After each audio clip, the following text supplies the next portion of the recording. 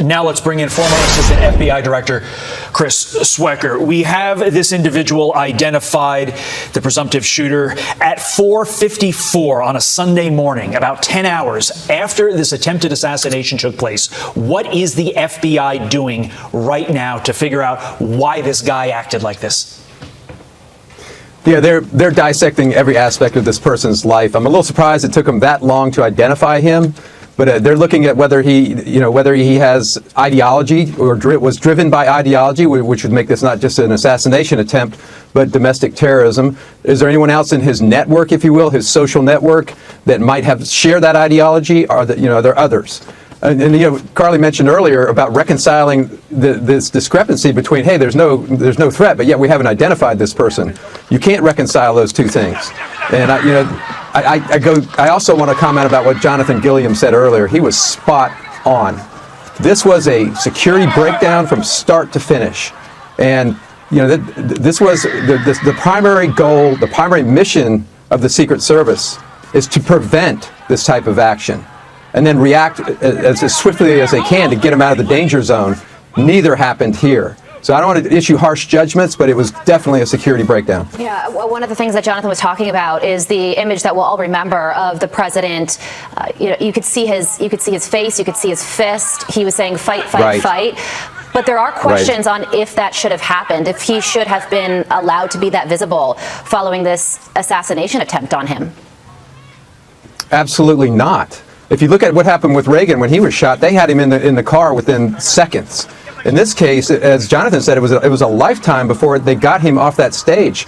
And look, it was a great moment when he pumped his fist. That'll go down in history as one of the most dramatic moments in this country's history, I think. But it should not have been allowed to happen. They should have whisked him out of there in seconds, no matter what he wanted to do, whether he wanted to shoes or pump his fist, no matter what. He should have been off that stage, in that car, and out of there in seconds. And it was a lifetime. If there had been a second shooter, they would have taken him out. I mean, it was almost a kill shot. I hate to put it this way, but it was almost a kill shot as it was. But if there had been a second shooter, there would have been plenty of opportunity to take him out again. So this breaks every rule of the Secret Service's protocol and just general executive protection in general. What can the FBI do now to prevent a copycat? Or is there nothing they can do because this is a lone wolf acting alone, just decided I'm going to hop on top of a building and fire at the president?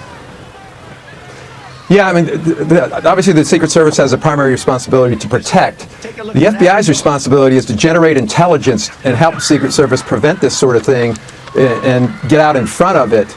But now, and I said this yesterday, very early in the process, the FBI would step in. It's their jurisdiction to investigate this type of incident, and there'll be lessons learned immediately, which I think will be put in play at the RNC.